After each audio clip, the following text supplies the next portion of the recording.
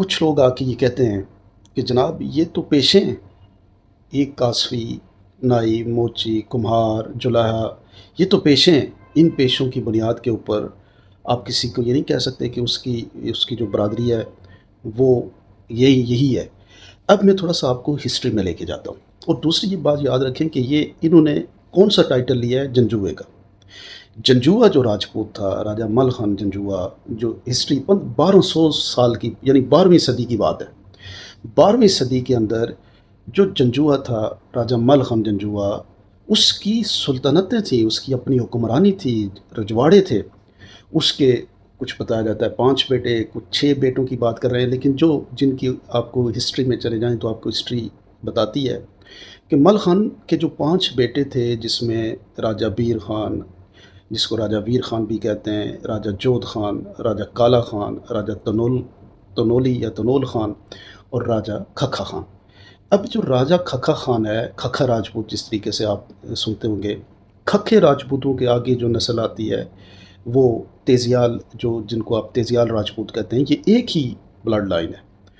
اب یہ جو جنجوہ ہے، یعنی جنجوہ کا جد امجد جسے کہتے ہیں، جس کے نام سے یہ مشہوری ہے، وہ حکمران آج آپ کے پاس انٹرنیٹ موجود ہے، آپ کے پاس جو ہے وہ ریسرچ موجود ہے۔ آپ خود ریسرچ کریں، ہسٹری نکالیں کہ کون سا جنجوا تھا جو نائی تھا، کون سا جنجوا تھا جس نے یہ پروفیشن کے طور پہ موچی کا پروفیشن پک کیا، کون سا جنجوا تھا جس نے جو جولہے کا کام جو ہے وہ پک کیا۔ یہ یاد رکھیے گا کہ یہ آج تو چلو چیزیں بڑی ڈیفرنٹ ہیں، اس دور میں لوگ جو تھے وہ بڑی اپنی سیلف اسٹیم اور الیٹنس کی فکر کرتے تھے۔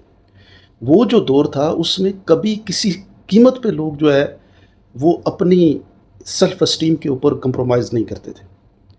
اگر اس دور میں ان لوگوں کے بارے میں یہ کہا جاتا ہے 12ویں صدی میں، 12ویں صدی سے لے کے آج تک کتنا عرصہ ہے، پروف نہیں کر سکیں گے کہ کسی راجپوت خاندان نے کچھ لوگ جو ایلیٹ کلاس کے تھے اور کچھ مڈل کلاس میں بھی تھے، لیکن کسی راجپوت نے یا راجپوت جنجوا برا خاندان نے اور راجپوتوں کے جو راجہ مل خان کی اولاد کے باقی لوگوں نے کسی بھی جگہ پہ، جو آپ کو مختلف جگہوں پہ پاکستان میں ملیں گے، کسی نے اس طرح کا چھوٹا پیشہ نہیں اختیار کیا۔ تو یہ تو آج کل کی بات ہے، یہ تو ہم نے دیکھا ہے، یعنی میں نے دیکھا ہے کہ کس حیثیت میں تھے، یا اس سے پہلے جو تھے آپ کے بزرگوں نے دیکھا ہے کہ کیا حیثیت تھی ان کی۔ اور پھر آپ یہ بھی اسٹڈی کریں کہ ان میں سے کتنے لوگ ہیں جن کے پاس اصل انتقال موجود ہے زمین کا۔ دیکھیں، یہ کوئی بڑھوتی اور تکبر کی بات نہیں ہے، یہ نالج کی بات ہے، انفارمیشن کی بات ہے۔ اس کا ایفیکٹ کیا ہوتا ہے؟ غلطی سے کسی ایسی برادری میں، ان کی ابھی مری میں ایک میں نے واقعہ سنا، میرے پاس کچھ لوگوں نے یہ بات کوٹ کی کہ راجہ بن کے شادی کی گئی، اور بعد میں جب پتہ لگا کہ بھئی یہ راجہ تو نہیں ہے، انہوں نے جب سٹڈی کیا پتہ لگا راجہ نہیں ہے، تو وہ پھر شادی توڑنی پڑی۔ تو رہن سہن میں فرق ہے، ایکسپوجر میں فرق ہے، مختلف چیزوں میں آپ چاہیں جا کے ایکسپیریمنٹ کریں، آپ کو پتہ لگے گا کہ بہت بڑا فرق آپ کو نظر آئے گا۔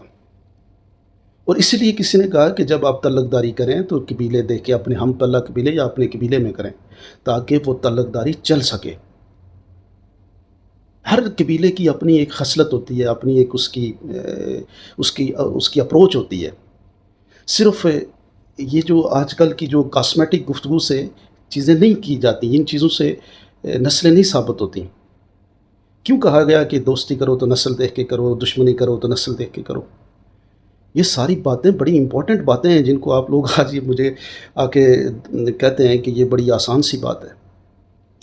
دیکھیں، کچھ لوگوں نے اپنے لیے، یعنی ایک جب پرانی جو دور تھا اس میں کچھ لوگ خدمت گزار تھے، کچھ لوگوں کے اپنے اپنے پروفیشن تھے۔ وہ اب آپ کے پاس زمین تھی، دوسرے کے پاس نہیں تھی، تو اس نے اپنے گزر اوقات کرنے کے لیے کوئی پروفیشن چوز کرنا تھا۔ تو اگر اس نے وہ پروفیشن چوز کیا تو اس پروفیشن کی عزت ہے۔ وہ پروفیشن بھی سوسائٹی کے لیے اتنا ہی ضروری ہے جتنا آپ کے لیے زمین دار ہونا ضروری ہے، آپ کے پاس مویشی ہونا ضروری ہے، مال ہونا ضروری ہے۔ اسی طریقے سے کسی نائی کا ہونا بھی سوسائٹی کے لیے ضروری ہے، کسی موچی کا ہونا بھی سوسائٹی کے لیے ضروری ہے، کسی جولاہے کا ہونا بھی سوسائٹی کے لیے ضروری ہے، کسی کاسوی کا ہونا بھی سوسائٹی کے لیے ضروری ہے۔ किसी कुम्हार का होना भी सोसाइटी के लिए, ये सारे ये सोसाइटी के अपनी जगह पे ये जो इनकी अपनी अपनी हैसियत है, हम उस हैसियत से डिनाई नहीं करते। ये कोई गुरूर और मगरूर की बात नहीं है, ये शनाख्त की बात है। अब एक शख्स की शनाख्त कुछ और है, वो अपनी शनाख्त जनाब 1200 सदी में एक कुम जिसकी बात की जाती है कि 12वीं सदी में जो कुम मौजूद है, आज कितनी है? 22वीं सदी, 21st सेंचुरी है।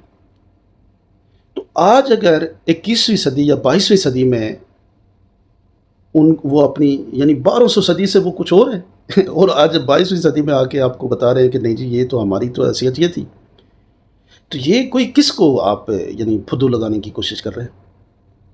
और ख़ामोशी क्या है? हमारे यहाँ भी एक अजीब सी बात है कि लोग खामोश हैं और बड़ी आसानी से इंक्रोचमेंट हो रही है, कोई सवाल करने के लिए तैयार नहीं है और आपको लोग 2-4 बातें कर देते हैं, आप वहाँ पे फ्यूज़ हो जाते हैं। ये इस तरह की बात नहीं है, इसके इफ़ेक्ट्स हैं।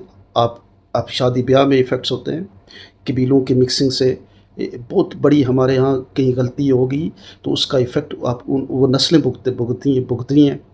आप बताएं ना कि यानी हर ख़ानदान की हर सैयद बरादरी क्यों दूसरी बार शादी नहीं करते, और बाकी जो बरादरियाँ हैं वो अपनी हमपला बरादरियों में क्यों जाते हैं? सिर्फ पैसा ही तो नहीं होता जी सारी बात, कि आपके पास अगर पैसे आ गए, मल्टी मिलियनर हो गए, 4-5 आपने घर बना लिए तो बस आपकी खसलत ही ख़त्म हो गई, आपकी जो खसलत है वो चेंज हो गई।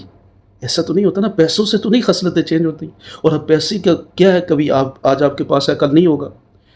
तो ये याद रखो मेरे नौजवानों, आज के दौर में पैसा भी ज़रूरी है, लेकिन सिर्फ पैसा ही ज़रूरी नहीं है, कबीला भी ज़रूरी है, नस्ल भी ज़रूरी है।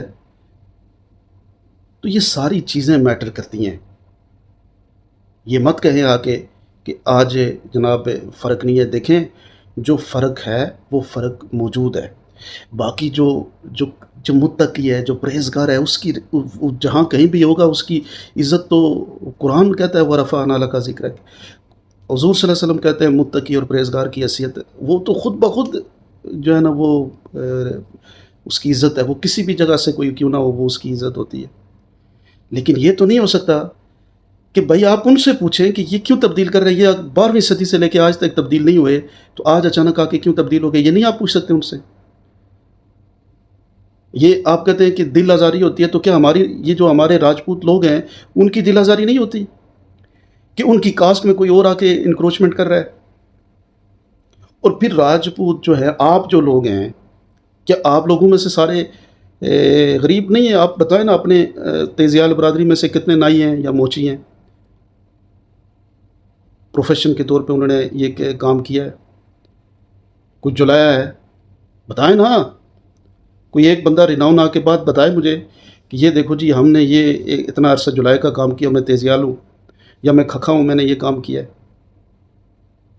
और भाई बहुत कमज़ोर भी होगा, उसने ये काम नहीं किया होगा, कोई कोई बहुत ही मजबूर हुआ है तो फिर उसने मैं कोई उसका मैं नहीं कह सकता। तो इसलिए ये बड़ी इम्पॉर्टेंट बात है, इस पे अब आपको पूरे आज़ाद कश्मीर के अंदर स्टैंड लेना पड़ेगा बरादरियों को, नहीं तो नुकसान उठाएंगे।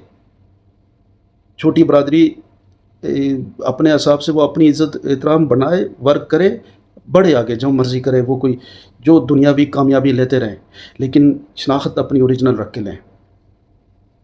ये नहीं होगा फिर बाद में पता लगेगा ओ जनाब असी राजा समझ के तो रिश्ता किता सी, तब बिचू पता लगे कुछ और है। इससे पहले कि ये चीज़ें होनी शुरू हो जाएं, चीज़ों के ऊपर आप चेक करें, अपने इर्द गिर्द जितने लोग ये बसते हैं इनकी ओरिजिनल इंतकाल चेक करें कि क्या इनको ज़मीनें इनकी अपनी हैं, पहला जो इंतकाल है इनका अपना है, या फिर इन्हें किसी ने ज़मीनें दी हैं रहने के लिए। और जिसके पास ओरिजिनल इंतकाल नहीं है वो कैसे ज़मींदार राजपूत हो गया, या जिसको आपके किसी बुज़ुर्ग ने, बड़े ने उस वक्त उसके पास ज़मीनें थी, उसने उसको कहा जी ये जगह ले लें, घर बना लें, हम आपको ये जगह देते हैं, तो उसको आज आप कैसे कह सकते हैं कि वो आप में से है? तो इंशाल्लाह इसके ऊपर हम बात करेंगे, इसको कानूनी तौर पे भी, और इसको प्रेशर करके पूरे कश्मीर से मेरी ये कम्युनिटी से, राजपूत कम्युनिटी से जो ओरिजिनल राजपूत लोग हैं उनसे मेरी गुजारिश है कि इसके ऊपर अब नज़र उठाएं, یہ تو جس کو اٹھا کے نا یہ سرٹیفکیٹ بانٹنا چھوڑ دیں کہ کوئی بھی اس کو آسانی سے جو ہے نا وہ راجپوتوں کے اندر انکروچمنٹ کر سکتا ہے۔ آپ لوگ کیا سمجھتے ہیں ضرور بتائیے گا۔